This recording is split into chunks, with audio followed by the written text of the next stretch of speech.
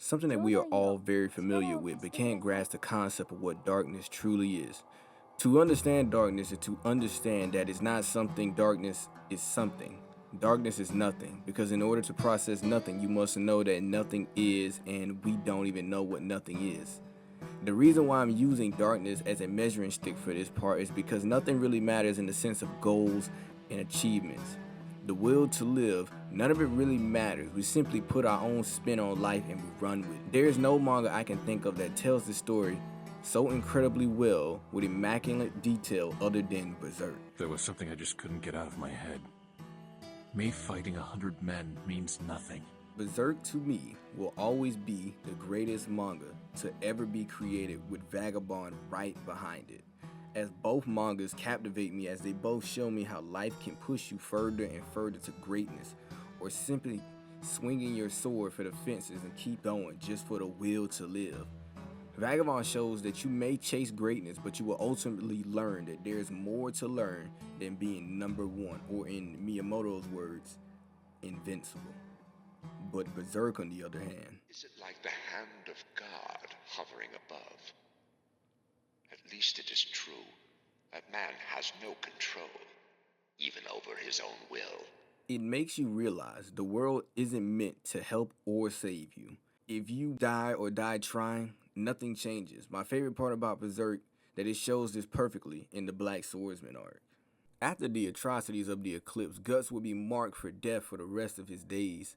His comrades were dead, his woman Casca completely lost her mind, and the man he risked his life for time and time again, a man that he called his equal, would be the sole reason for his downfall. The gods of his world literally marked him with the brand of sacrifice, so he would always be hunted down by literal demons until he dies. The brand would bleed anytime apostles were near.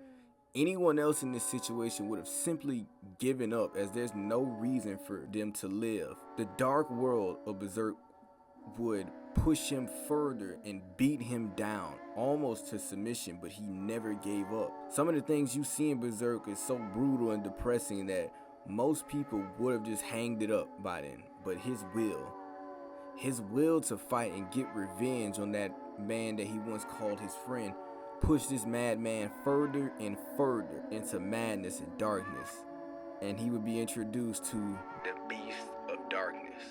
The Beast of Darkness that was inside of him, wanting him to let go, black out everything, just go mad, and let this rage consume you. Get rid of loose ends. You will get your revenge because none of this really matters. The things you hold dear don't matter, so why let them hold you back? Throughout the arc, Guts would battle with his inner demons. In some cases, he would let it take over for him to keep moving. The more this happens, the more we see him approaching being more beast than man. Guts would be walking in the rain alone until he was approached by a man with a child on a wagon that offered him a ride. Guts would refuse for obvious reasons, but after being convinced, or simply not caring for the man or the child, gets into the back of the wagon. He is approached by the young girl. After a few minutes of conversation, the old man talks about his nephew choosing the life of the sword and he would lose his life. Guts would tell him famously, he died doing what he wanted. I bet he was happy. Then he said something a little more chilling. Once you die, that's it. Nothing comes after that. The important part about all of this dialogue is Puck's expression. He knows Guts truly doesn't mean that, as he's simply saying this as a coping mechanism for his own issues, as being soft is a sign of weakness to him. Guts would then have a nightmare and then wake up in a nightmare, as the apostles have come to end him. These demons would possess corpse filled with hatred to attack anyone in the area. And what's a better place for a bunch of corpse filled with hatred other than an old battlefield? Tragedy would strike as a young girl was impaled by a spear. Guts, now cornered by the undead, Puck tells Guts it is impossible to win. Guts would simply say, it comes with the territory. He proceeds to cut them down left and right, and while this is happening, Puck will get Guts' attention. When he turns around, it was the young girl who was just fatally wounded, had been possessed by one of the spirits, and had decapitated her own father.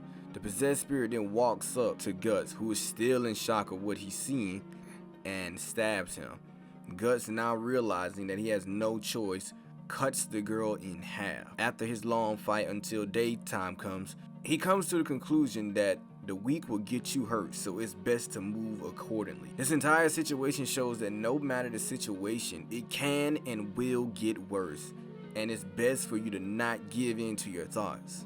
Guts in this situation, if you couldn't tell from Puck's expression, he didn't really believe the things he was saying, as he said those things to keep himself sane and to also not get very attached to those people, as his life would forever be deep rooted in violence and hardship.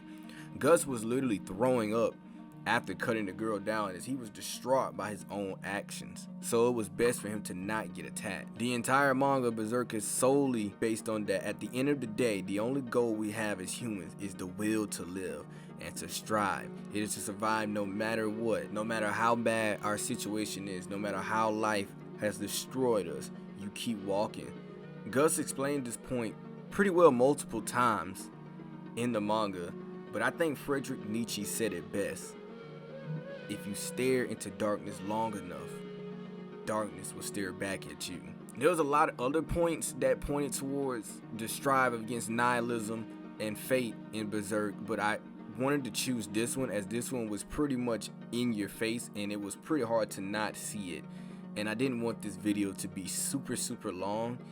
And yeah, I'm kind of done talking about Berserk. I might do a review on the latest chapter that came out, because I feel like there was a lot of things that certain people have missed in that last chapter. And that's all I wanted to say.